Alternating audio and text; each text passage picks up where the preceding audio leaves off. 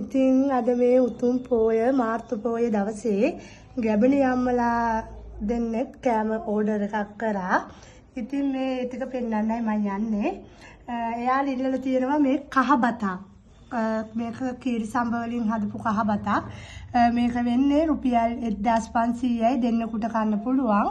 ඉතින් මේ තියෙන්නේ කජු ව්‍යංජන එකතු වෙනවා. පරිප්පුත් එකතු වෙනවා. අල සම්බලුත් එකතු වෙනවා. මෝජුත් එකතු වෙනවා. චිකනුත් එකතු වෙනවා. කට්ලට් වලට වෙනුවට මම දාන්නේ අද පැටිස් එකක්. ව්‍යංජන 6ක් එකතු වෙනවා.